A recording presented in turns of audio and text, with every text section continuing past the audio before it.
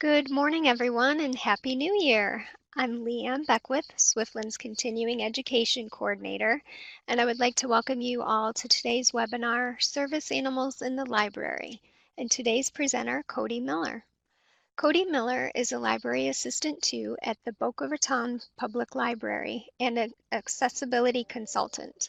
Alongside her service animal Piper, she loves to share her passion and knowledge about accessibility, invisible disabilities, and promoting education about service animals and the role they play in our society. She's involved in various aspects of the community, presenting for local park rangers and community centers across the city. After presenting at the Florida Library Association conference, Kodi has been working with libraries across Florida to help spread the word on how easy accessibility can be to fit your library's needs. Please help me welcome Kodi and enjoy her webinar. Hello, everyone, and thank you for joining me today. So first off, I've put my email address, my contact information on this page. I try to make myself as open as possible, so if you have any questions after the presentation, please feel free to email me, contact me. I'd be happy to help in any way that I can. So we're going to be talking about service animals, what they are, what they do, why they exist, and what place they have in the library. So I'll start out by talking about where service animals play a part in disabled culture, and then the rules around them, what the Americans with Disabilities Act says, what types there are, what training goes into it. And then I'm going to touch on what it's like working with a working dog, and then we'll have time at the end for any questions. So first off, I want you to think, have you ever seen a working dog? So this isn't just a dog walking around in public. This is a dog that is specifically trained to help someone. Have you seen a working dog? What does that look like? Have you spoken to a working dog team? Either approaching them because they're in your library or approaching them outside, anything where you're interacting with somebody who has a working dog. And then I want you to think, do you know a working dog team? Do you personally know somebody who uses a service animal? And if you don't, then now you can say that you know Piper and I, so you do know a working dog team now. So we're going to start with the why, because service animals have been more of a hot topic in our society recently. They've become more visible than they were before. So why do they exist? And to talk about this, I kind of have to talk about myself for a little bit. So before I got Piper, I was in college and I was having seizures almost every day. I couldn't do anything by myself. I had to have a babysitter with me to go to the cafeteria, to go to class, to walk me home. And that's a very humbling experience when you are kind of a newly minted adult to have somebody go with you everywhere. And I was fortunate. I knew somebody who trained service animals. And when she heard about the struggles I was having, she said, "Let me help you." And that is how I got Piper, who's pictured there. And Piper gave me something that I was severely lacking, which is independence. I was able to go places by myself again. I was able to go to Disney World. This picture is at Animal Kingdom. I was able to do everything that everyone else was able to do, almost the same as I had before, only now with a dog with me. So I think along with their new visibility in our society, there's a lot of concerns about having service animals present in public places. There's a lot of confusion over what the law is. There's a lot of confusion over what you can and can't do if you see somebody with a service animal. So my hope is by the end of this presentation, you won't have to worry about it anymore because you'll know the ADA. The Americans with Disabilities Act was started in 1990, and it's there to ensure that people with disability have the same rights as people without disabilities. According to the ADA, a service animal is defined as a dog that has been individually trained to do work or perform tasks for an individual with a disability. For the purpose of this presentation, I'm going to be saying service dog a lot. Technically, in the ADA, a service animal can be either a dog or a mini pony. And there will actually be a picture of that in here, so you'll see what that looks like. I have yet to see a mini pony working, but they do exist. Most of the time you'll see a service dog. So this law is a little confusing and hard to understand, as with some laws. So if you break it down, there are two main things required for a dog to be considered a service dog. The first is that the person has to have a disabling condition, which begs the question, what is a disabling condition? There is no list of conditions that qualify you for a service animal. There's nothing like that. According to the law, a disability is any condition that limits one or more major life tasks. So for example, somebody using a wheelchair, that would be limiting their ability to walk. They need to use a wheelchair. The problem is that there's no set guidelines on what is a disabling condition. For example, there are people with diabetes who are very well managed and are able to handle it on their own. But then there are people with diabetes who, for whatever reason, can't manage it. Their diabetes is at a different level. They need extra help. That would be considered a disabling condition. The second is that the dog has to be trained to help the condition. So this isn't, I have a disabling condition and I have a dog who's very well behaved. And this isn't, I am an able-bodied person, but I have a dog who can help alert somebody who has low blood sugar. Both of those conditions have to be met. The person has to be disabled, and the dog has to be trained to do something to help that disability. There are a whole bunch of tasks that a dog can do to help people with disabilities. The easiest way for me to break it down would be into 5 major categories. The first one is medical alert. So these are dogs that are trained to alert a person to a medical occurrence and then respond to that medical occurrence. This is the best picture I could find to show what Piper does. I was sitting down and my heart rate jumped up really high. If I would have stood up at that time, there's a very good chance I would have passed out. So she came out from under the desk to tell me, hey, don't stand up. There's something happening. You need to be safe. Don't stand up. Other examples of this are diabetic alert. Like I said, there are dogs who can be trained to tell a person if their blood sugar is too high or too low. Allergen alert is another one that is becoming very common. So dogs can be trained to tell you if there are peanuts in something so you don't eat it and have an allergic reaction.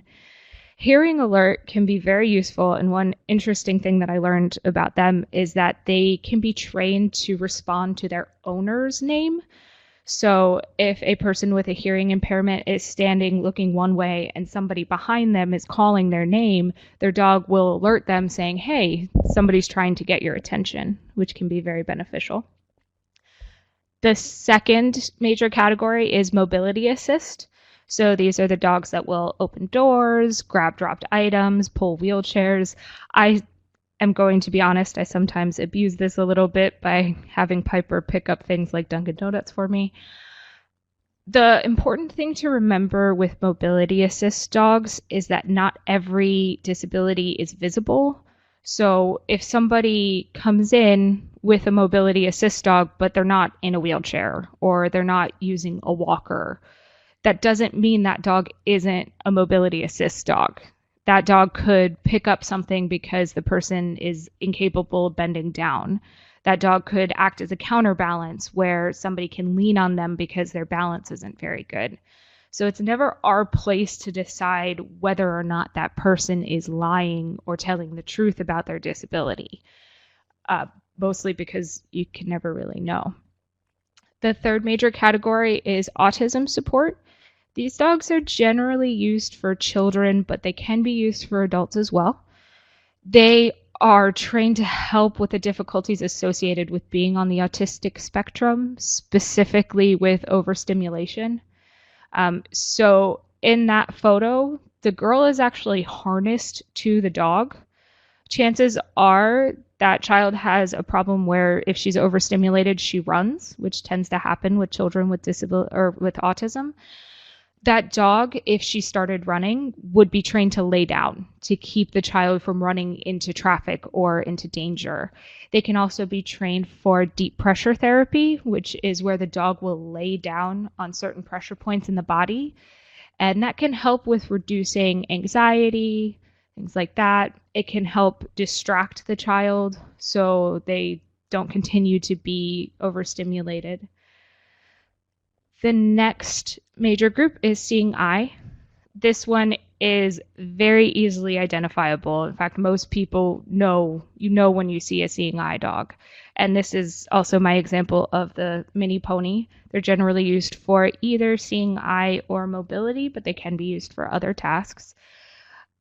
So a common misconception with seeing eye animals is that they're taking their person from place to place. Unfortunately, you can't just say to your dog, take me to the library, because the dog doesn't know where the library is or probably what it is. What they do is they ensure the person is safe going from one place to another. So they will stop if there is an overhead branch that the person can't see. They will walk them around obstacles like potholes or gates in the way. The only thing that they can be trained to technically take someone to is commonplace objects like chair or door. So if a person with a vision impairment walks into a room and needs to sit down, they can say chair and the animal will lead them to an empty chair. The last major group is psychiatric service animals. These dogs are trained to assist those with disabling psychiatric conditions. They once again can help with deep pressure therapy, which will lower anxiety. They can remind people to take their medication. They can alert to panic attacks. Blocking is where the animal will stand behind a person. Those with PTSD tend to have issues with being startled easily, but having an animal stand behind you kind of helps so that you know that you're safe. These animals have been very helpful with disabled veterans returning from war. There's been a drastic reduction in rates of suicide among veterans coming back when they are placed with a service animal. One very, very important task that they can do for veterans is they can walk into a room, like an apartment, and walk the entire perimeter of the room and come back to the person to tell them that there's nobody in there, that it's safe to walk in there, which is a wonderful task that they're able to do. But I said psychiatric. Did I mean emotional support? Because emotional support tends to be the thing that we're talking about. I did not. Emotional support animals do have a place in our society. I think that having animals around you can help. They absolutely reduce anxiety. They reduce blood pressure. In general, having an animal around makes you feel better. However, emotional support animals are not service animals. They are for general depression or anxiety. You have to get a letter from your doctor saying that you would benefit from having an emotional support animal. They are untrained. So there's no process that an animal has to go through to be an emotional support animal because animals just give emotional support by being there. They're also legally considered a pet. On the other hand, psychiatric service animals are for a disabling condition. So this isn't just depression or anxiety. This is depression so bad that one or more major life task is being impaired. This is PTSD. This is anxiety so bad this person is not able to function. Then the animal has to be trained to do a task to help that disabling condition.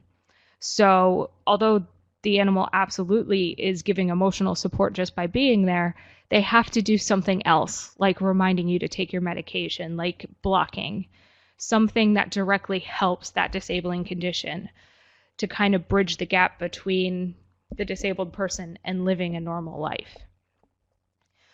So I keep talking about training and all the training that's involved in becoming a service animal.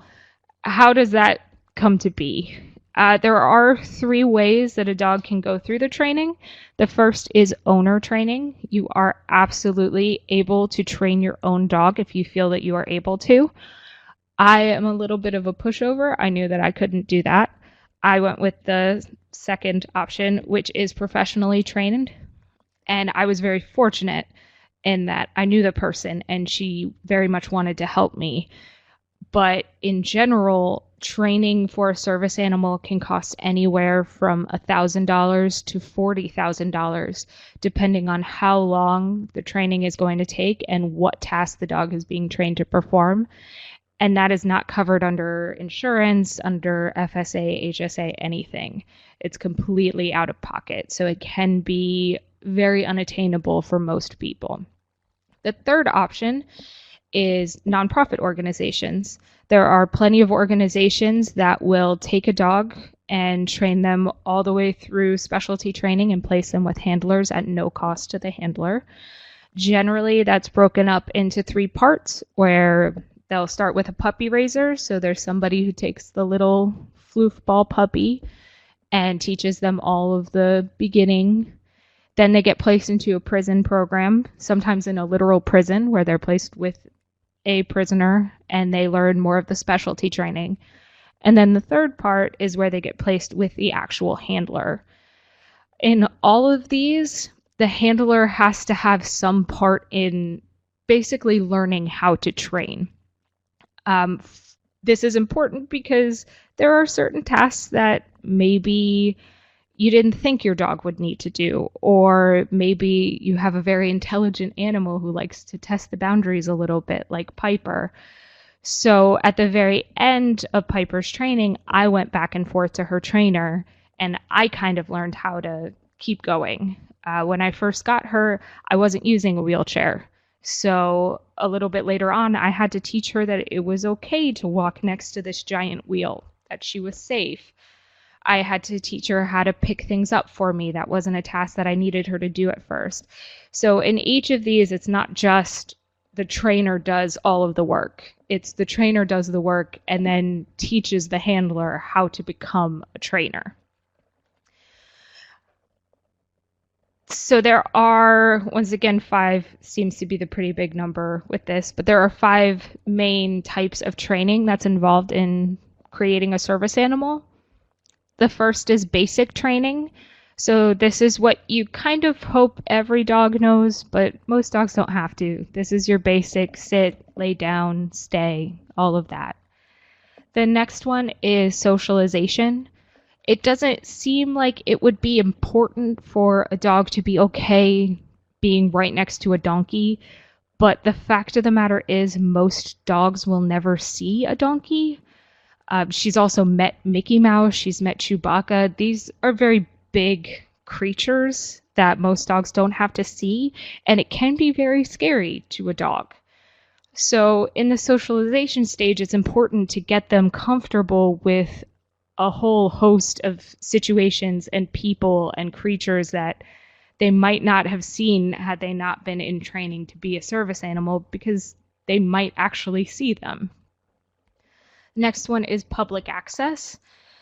So this is another thing that most dogs don't have to deal with. This is being okay being in a very large, very loud area, being around a lot of people, having people accidentally hit her with a shopping bag, pull at her tail, knock into her, step on her foot. Most dogs will just lay at home on a couch and be comfortable. Service animals need to be okay being out and about in very loud situations almost all the time. The next one is advanced training. This is kind of just an extension on basic training. So I can tell Piper to lay down and she will just stay there until I tell her to get up. I can tell her to go to her bed as soon as we walk into my apartment, and she will walk right over to her bed and just lay down. So, kind of just a little bit of an extension of the basic sit and lay down. All of this training that you see can take up to a year, probably a little bit less. But up until this point, you still don't have a service dog. You just have a very, very well-trained dog. They don't become a service dog until they get the specialty training. So this is the thing that they do to help the person. This is picking up an interlibrary loan bag. This is reminding somebody to take their medication. This is alerting them if they have low blood sugar. This is the thing that makes them a service dog. So I want you guys to humor me for a second and close your eyes if you can. And I want you to imagine that you get to take your dog with you everywhere. And you're so excited because you love your dog. And now you get to take her everywhere with you. So you grab her leash, you grab her collar, you grab her bowl, you grab treats, you grab a toy for the car, and you head outside. And you have to go to your first stop, which is a doctor's office. And you walk inside, and everybody's staring at you, but it's okay, you get called back early. And the doctor spends 10 minutes talking about the dog and not about you. So frustrated, you leave. You go to your next place, which is Target. You stand outside in the Florida heat for about 20 minutes because your dog has to go to the bathroom, but they have to find the right spot. Finally, you get inside, and somebody stops you to say, "Oh, I want to get a vest for my dog. Where did you get that?" You answer politely and keep walking. Out of the corner, you hear somebody say, "Well, if that person needs to take a dog with them into a store, that's something a dog can't fix." You ignore that. You keep walking. You grab all the things that you need to grab. You ignore the people asking you to pet her. You head out, and you have to go to your last place, which is the library. And you wait outside again for another 10 minutes so that she can sniff around and go to the bathroom. And finally, you walk inside, and you see the look on the librarian's face, and you know that the first thing that comes out of their mouth is going to be something about the dog.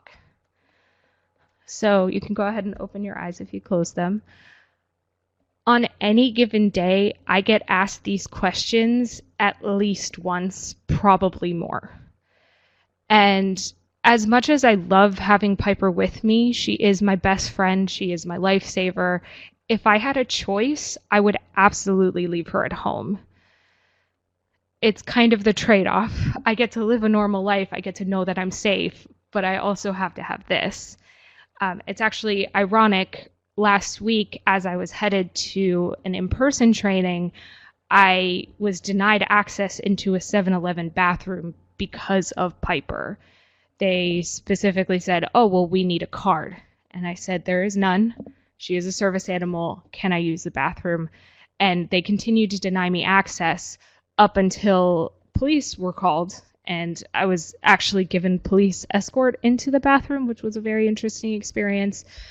But the thing the woman kept saying is, "Well, you can go to the bathroom, you just can't bring the dog with you." While a service animal is working, that animal is legally considered a medical device. So when this woman said, "You can go to the bathroom, you just can't bring the dog with you," it was almost the same as saying, "You can go to the bathroom, you just can't bring your wheelchair with you." She is acting as a medical device to me. If I went into that bathroom and I had a seizure, I wouldn't have anything there to help me. And that's what Piper's supposed to be there for. So this comic was actually drawn by a coworker of mine, which kind of is a funny play on it, but it's important to remember that while these dogs are working, they're a medical device. When you look at them, think that that is the same thing as a wheelchair. I know it's really hard because they're very cute and you just want to love on them, but they're doing a very, very important job. So I mentioned very quickly that these dogs don't have cards. And unless it's a seeing eye dog, it's a little hard to tell whether or not it is a service animal. So how do you know? How do you know if the dog that just walked into your library is actually a service animal? Let's talk real quick about the identification cards. So according to the ADA, a service animal is not required to have any ID tag, any specific harness. They're not even required to have a vest. Of course, most people will put a vest on their dog. I generally do. It's a little bit easier just to have the vest on them, but they're not required. The reason for that is pretty simple. Some people are unable to put a vest on their dog, even though they would benefit from having a service animal.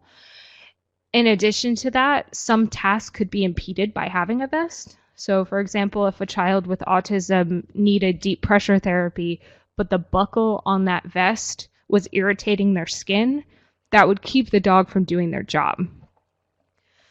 The ID tag has become another hot topic item in our society because you can go online.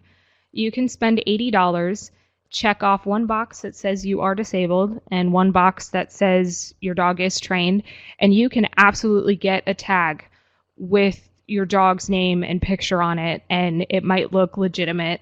Or you can do what I did and make a tag in PowerPoint in 10 minutes, which I think looks pretty good for 10 minutes of work. However, this does not make the dog a service dog. This is just something that I made up. As a handler, I wish there was a registration. I wish it was federally mandated that you had to prove that your dog does something for your disability. But as the law stands, that is not the case. So how do you know if there isn't this easier card? How do you know that that dog's a service dog? There are two questions that you are allowed to ask. The first is the dog a service animal required because of a disability? And the second is, what work or task has the dog been trained to perform? So these two questions touch on those 2 points that I mentioned at the very beginning. Is the dog a service animal required because of a disability, or do you have a disability? So we're not allowed to ask what that disability is, and we generally don't want to know what that disability is. This isn't trying to delve into their personal life. It's just clarifying that it is a service animal required because of a disability. In my experience, I have noticed that most people will absolutely say yes to the first question. I've also noticed that most places think that that is the only question you're allowed to ask, which is not true. And then the second question, what work or task has a dog been trained to perform, touches on the second. What does the dog do? What does the dog do to help your disability? In my experience, people have a lot of trouble with this question. I've had a lot of people say, you can't ask me that. How dare you ask about my disability? All of those things. However, I'm not asking what their disability is. I'm asking what their dog does. The fact of the matter is, when you have a service animal, it's almost like having a flashing light saying that there's something going on. You wouldn't have a service dog unless you had a disability. So you give up that level of privacy when you have a service dog with you. But there are ways to maintain a little bit of privacy with it. So if I wanted to, I could say Piper is a medical alert dog. You know that she does something for a disability. She alerts me. But you don't necessarily know what she's alerting me to. In general, I'll say cardiac alert. I think it's a little easier, and it's just the thing that I remember to say if somebody does ask me, but I don't have to.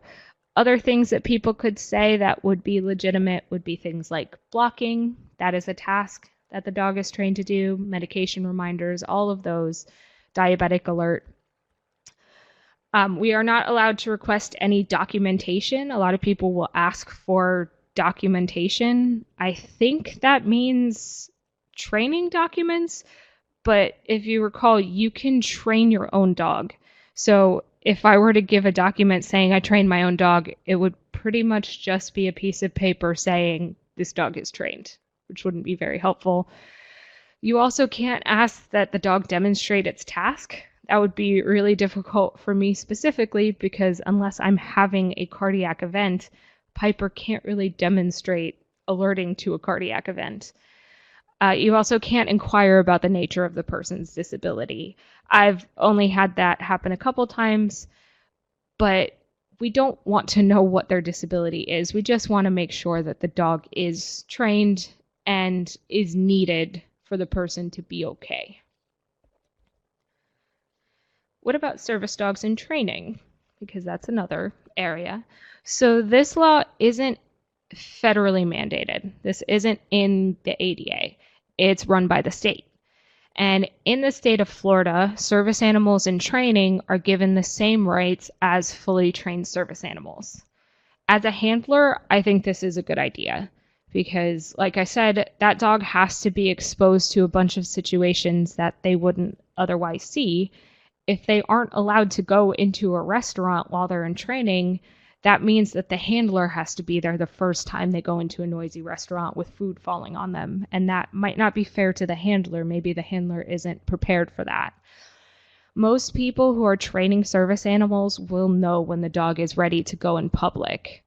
It's not generally taking a tiny little puppy into a store and them getting scared and running out. It's usually after months of working with the dog, taking them into dog-friendly areas first, then transitioning them into non-dog friendly stores and restaurants and places like that. But in the state of Florida, if you were to ask those two questions, so somebody walks in with a dog and you ask, is this animal a service animal required because of a disability? And the person says, this is a service dog in training, they are awarded the same rights as a fully trained dog in the state of Florida. But what if? What if a person comes in to the library with a dog and they know how to Google and they have the right answer to the questions, but that dog isn't very well trained? The ADA does have a little bit about that. It does say if a particular service animal is out of control and the handler does not take effective action to control it, or if it is not housebroken, that animal may be excluded. The caveat to that is the owner must be given the same goods or services, but without the animal present. So what that could look like in a library is that we ask the handler to remove the dog and say, were you looking to check out a book today? Can I check that out for you and bring it out to you outside? So this part of the law is also a little vague, as is most things in the ADA. The housebroken rule is pretty straightforward. If the animal is not housebroken, we are absolutely within our rights to ask them to remove the animal. But out of control isn't very specific. So out of control, according to the ADA, is any action that the handler cannot stop. So this isn't a dog getting startled and barking once.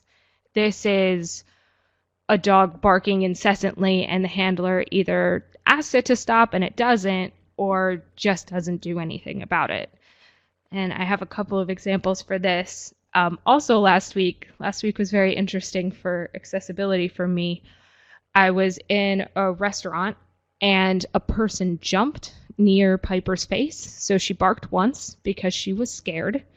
And honestly, dogs are dogs. They're not robots. I also was a little taken aback by the person doing that. But she barked once, and the manager came over and kind of alluded to the fact that service dogs don't do that. I've never seen a service animal behave like that. Immediately after barking, Piper laid down and was calm again, and most people who came in after that didn't even know she was there. Him coming over and saying that wasn't appropriate. Him coming over to acknowledge that that happened is one thing. It is a dog in his restaurant. But saying service animals don't behave like that isn't. I'm pretty sure he hasn't seen that many service animals working. And once again, she's just a dog. She got scared. She barked once. That's not out of control. She was absolutely under my control that whole time. She just was startled. On the other hand, a couple days ago, I was at work and there was a person who came in with a small dog, and the dog just started barking and didn't stop the second it saw Piper. Despite her pulling on it, despite her picking it up, the dog continued barking. That would be considered out of control. Other examples would be jumping on people and not stopping, or obviously any kind of aggressive behavior, so biting, lunging in at people, things like that. We can ask them to leave. However, if that animal was identified as a service animal, we have to provide them with the goods or services that they would have received. If the animal is identified as an emotional support animal, that's different. I can say it's very awkward walking up to people and asking these questions. I don't want to lie to you and say that it's easy to just walk up and kind of invite a confrontation, basically. But it is very important to do this, mostly for the safety of everybody. If these animals are untrained, we don't know what they're going to do. And while it might seem easy to see a small dog and think, no, that's okay, what's that small dog going to do? It's important to remember that small dogs can do damage as well. I've had small dogs bite Piper. She's actually afraid of them at this point because they've lunged in at her so much. A small dog can trip somebody by running out in the middle of an aisle. A small dog could hurt a child specifically if they were to bite them. So while I understand how uncomfortable it is to ask those two questions, I would urge everybody to make that policy, to take that step and actually go out and ask people who walk in those two questions that we're allowed to ask. And if the person identifies the animal as an emotional support animal, in general, we will say, our rules don't allow emotional support animals in our library, but I would be happy to help you if you would come back without the animal present.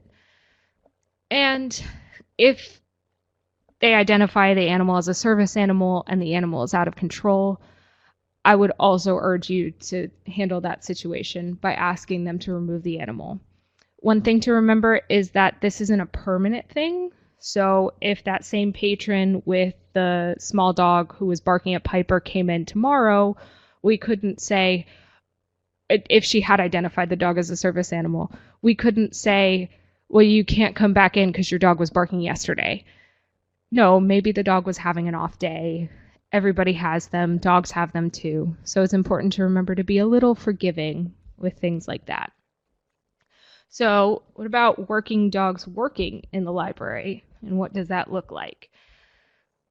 I can tell you that the interview process has a lot of contention.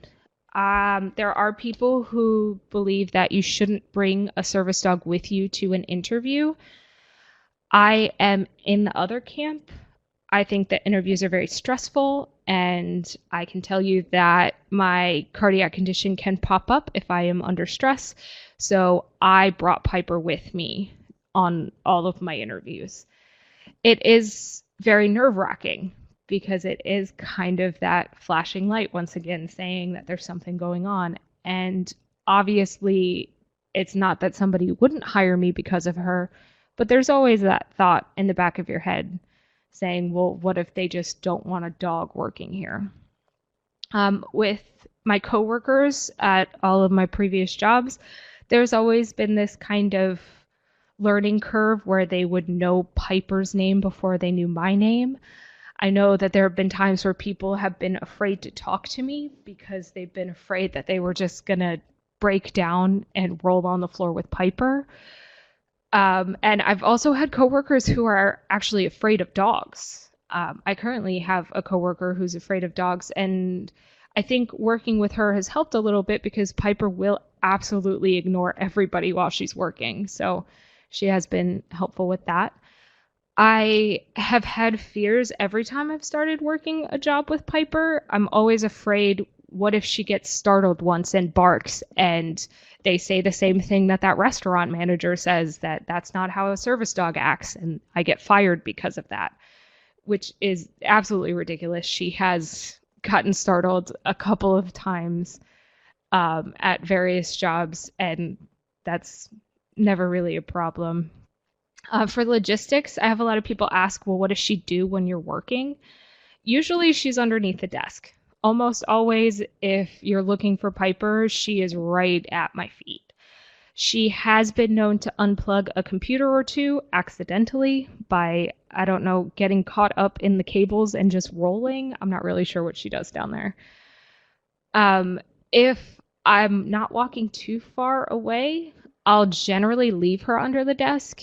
It's a little bit easier for both of us if I'm not constantly explaining, oh, yes, her name is Piper, she's 8 years old, all of those things. And if I'm within eye shot, then it's okay. I know that she'll be able to help me if she needs to. If I'm going a little bit further away, I will obviously pull her out from under the desk and go through the whole thing. I will say, I think having a working dog anywhere kind of helps with the mood of the place. There have been a lot of things recently about having an office dog, things like that. Obviously, she doesn't get to play with everybody, but like I said, animals being there kind of just helps because they're animals and they're great and they make us feel better. And I would like to think that everywhere that I've worked, I've been able to help with the accessibility. I've been able to help with this is how you ask the question. As a service dog handler, I hope that you do ask the questions. You know, we should make that more normal in our society. And I've tried to make myself available to anybody who had questions so that I could be there just to help to make sure that we're making it as safe and as accessible as possible for everyone. And then working with a team. So this is obviously coming from me, but I do know it's important to have clarity from the employer. When I started working recently, I was brought in and asked, what should we do? Like, what do we do with the dog? What's the ground rules? And so I told them just, ignore her. She'll be working. She'll ignore you. But some people took that a little too far and thought, oh, well, I can't even talk to her. So there was a little bit of awkwardness between me and some coworkers because they were too afraid to talk to me because they had been told to ignore Piper. And that's since been absolutely no problem. Then there's but I want to play with the dog, which I absolutely understand. While she's working and she's doing a very important job. I will make it a point with my coworkers, if they really want to say hi to Piper, we can go outside after work and say hi to her. That's a me thing. Not every service animal handler will do that, but I think it is nice for Piper to get to know her coworkers. I've also had coworkers say, oh, I feel really bad because am I not allowed to say hi to Piper? I mean, she works with me. And my thing is, of course you can say hi to Piper. Like when we both walk in, it's not bad to say, oh, hi, hi Kodi, hi Piper.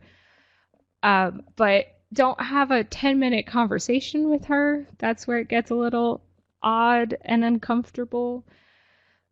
So we've got a pretty good thing going where I'm working currently, where we can all say hi. There are a couple moments where, of course, she'll do something adorable or she'll roll over and people will be like, oh, and I get it. That's perfectly fine. But a big thing that I think is important when working with a service animal team is open communication. There should always be those avenues of communication for if something new pops up, if I need something different, some different accommodation with Piper, if somebody needs something from me with Piper, like if a coworker has a problem with her sitting where she's sitting or anything like that, we should always feel free to talk to each other so that it doesn't get uncomfortable. And I feel like a lot of problems with disability, not necessarily problems with disability, but problems in our society is that we just don't talk about these things.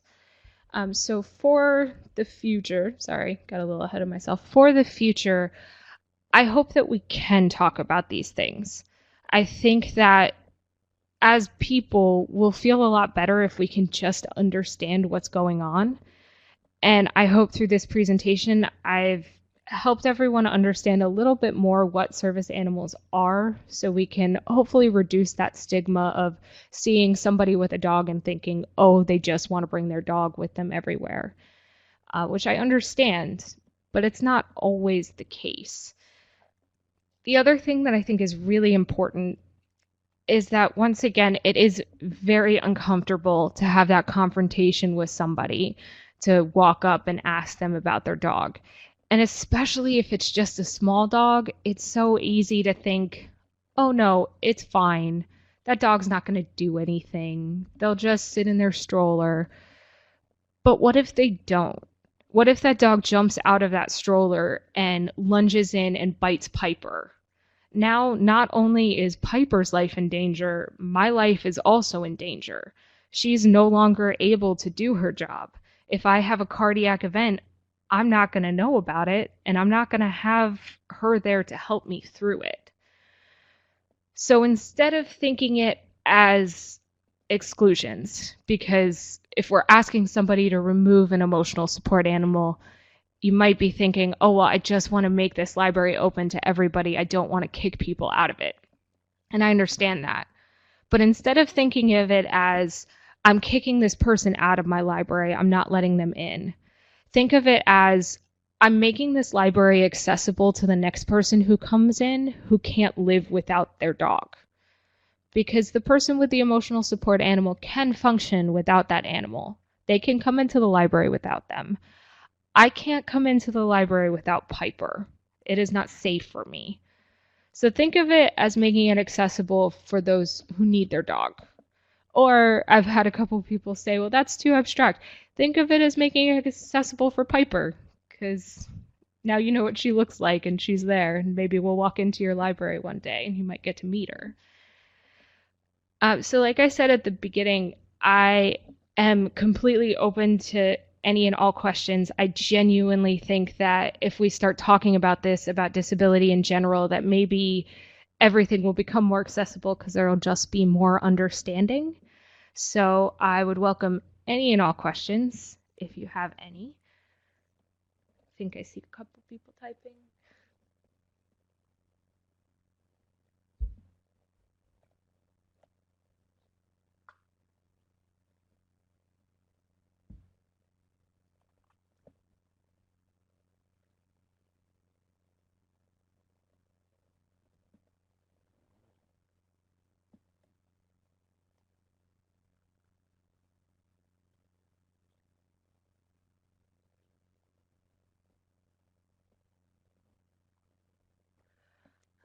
That's a good question. So what do we need to do, if anything, if someone who says they have a service animal lets other people pet it? So in general, when a handler has a service animal, they won't let other people pet it because it is a distraction. Like I won't let people pet Piper because she has a very important job. However, that's not a hard and fast rule. The one thing to look out for is if people are maybe jumping at the dog and petting it without the handler's permission. That would be something to address. But if the person says, yeah, you can pet my dog, there's really nothing to be done about that. They've said that it's okay. So they think that it's okay for people to pet their dog. Next one, you mentioned that a person needs a doctor's letter for an emotional support animal. Does a person requiring a service animal also need a doctor's authorization? Currently, no. You, as the handler, get to decide if your condition is worthy of having a service animal. You don't need a doctor's note, anything like that. I can say that for a few places that I've worked, the HR department has required a letter from my doctor, but according to the ADA, there is no doctor's letter required to have a service animal.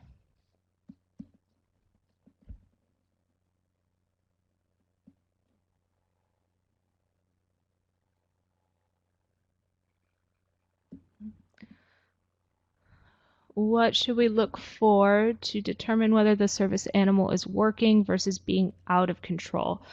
Medically alerting. So if the animal is trained to medically alert, there are a few ways that the animal can do that. For example, Piper will paw at my leg, and eventually she'll just like put her paws on my lap to get me to sit down, lay down on top of me. None of that should look like it's out of control. There are some dogs who are trained to bark. I don't necessarily agree with that, but it is a thing that happens. If they're trained to bark to alert, it should be just one bark. So the dog should never be running around in circles, anything like that. The dog should always be focused on their handler. That's one thing to watch out for. If they do bark, it should only be once or twice to alert the handler. And you can ask the handler, is everything okay? But if it's not incessant barking, that wouldn't be out of control. In general, just look for the animal to be focused on the person and calm. If the animal looks stressed out of control, things like that, you can generally tell.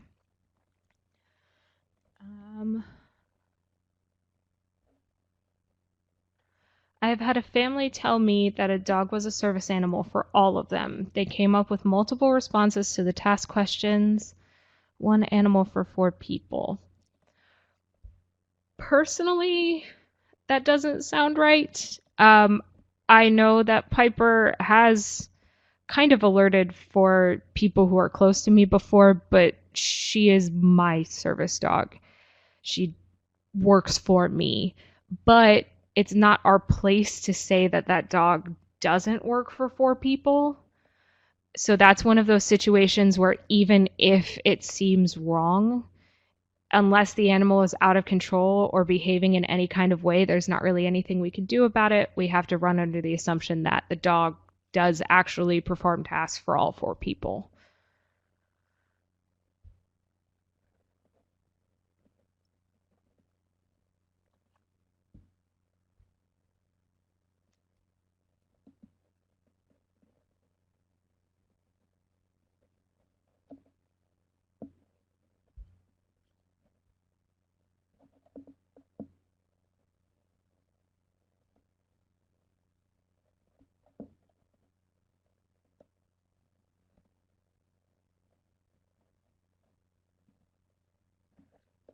I am sorry that you had to deal with a dog getting out of control. It's not technically common. I haven't ever seen one dog working to assist families, but I am sorry you had to deal with that. Are service animals trained not to have accidents in public? Yes, they are. I can say that Piper has had an accident once because she ate something bad and we didn't know she was allergic to it. And she had a very bad reaction, and I didn't know about it until too late. So that's one of those things where, it might have been a bad day. Maybe the dog was sick, but in general, absolutely yes. Service animals should be very, very well housebroken and shouldn't have any kind of problem like that in public.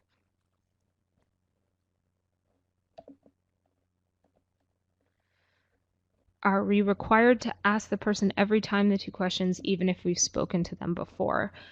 You're not, as long as the questions have been answered and you've recognized the person. I've run across a problem where apparently there was a patron who came in before and I didn't recognize her because I was new to that library. And the patron got upset saying, well, I've answered this before. If you recognize the person and the dog is well behaved and you are secure in knowing that that dog is a service dog, you don't have to ask them every single time.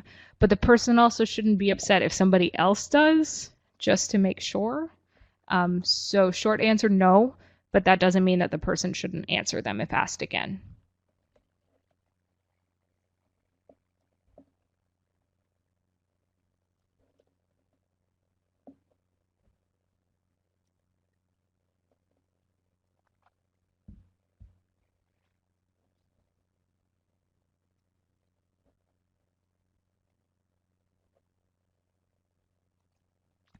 How do I like to be approached? That's a really good question. So as a handler, I love being asked those 2 questions because it makes me feel comfortable knowing that the person who's asking me the questions knows the law. I have noticed that when people do that, generally they'll say, "Hi, I'm sure you've been asked these questions before, but is your service animal a service animal required because of a disability?" And then going on through there. So just I mean, be pleasant, which I'm sure everybody is.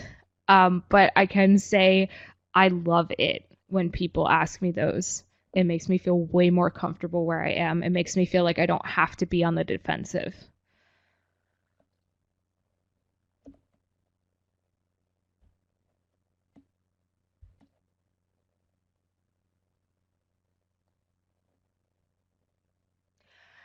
I completely agree with having a printed script with you. We actually have them printed at every computer, and then we have the ADA with us. So I do think that that's a very good idea. And I'm glad that it makes you feel better. I really do appreciate that you're asking them.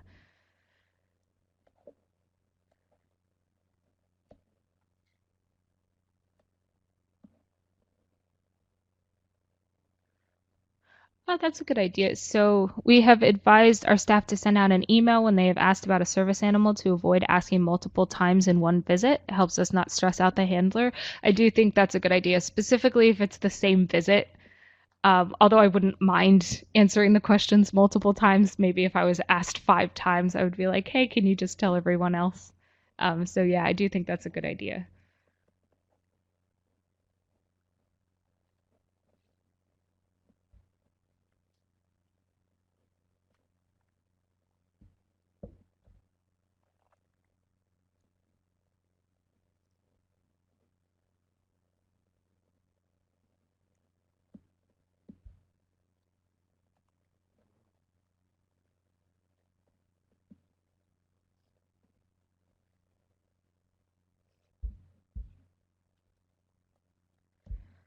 Can service animals be pet if they're not working? Another very good question. So it's different for every handler.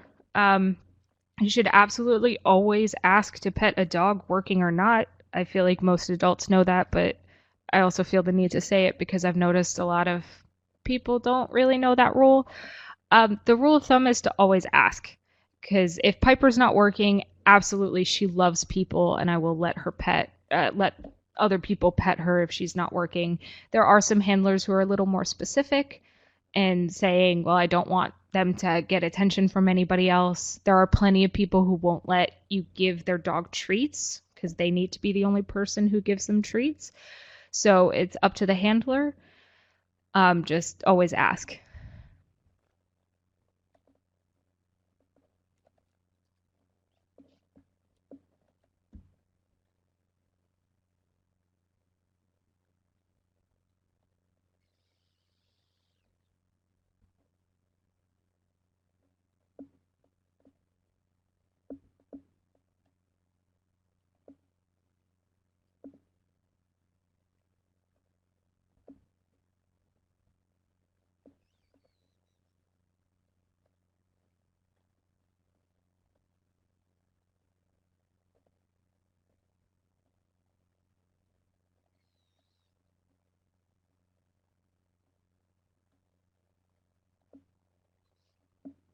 How do you feel about us through these questions? Like the questions that are being asked for the presentation or the 2 questions asked from ADA?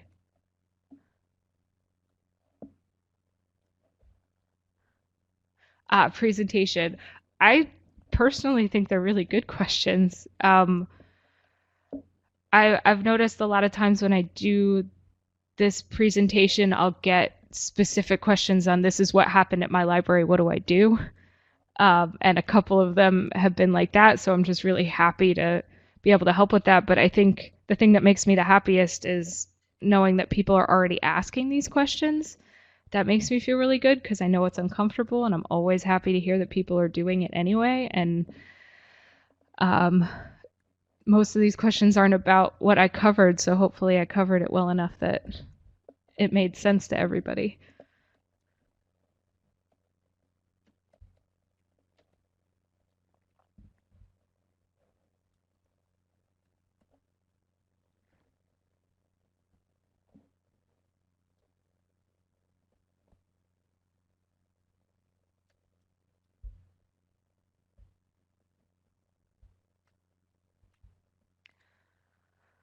Oh, I'm sorry people are mumbling. Yeah, I've had people kind of defend the patron with the animal saying like, how dare you ask them that, which is always funny because they don't know that Piper's under the desk. um, but I always just pull out the actual ADA when I do that. I hopefully the more we normalize it, the more people do this, it'll become less of a stigma to, follow the law as it is. Is it appropriate to answer others' questions about the service animal being in an uncommon place? Or should the handler answer them? Um, People will feel uncomfortable approaching the handler. I think the only thing it's appropriate to say is that it's a service animal. That's what I've noticed a lot of my coworkers do, is if somebody tries asking about her, about me, about what it's doing there, all of that, they'll just say it's a service animal. That's it. People really shouldn't be asking kind of what the dog is about. I'm sure they will, but it's not our place to answer them. If they really, really need to ask, they should ask the handler, and the handler should decide if they feel comfortable answering that.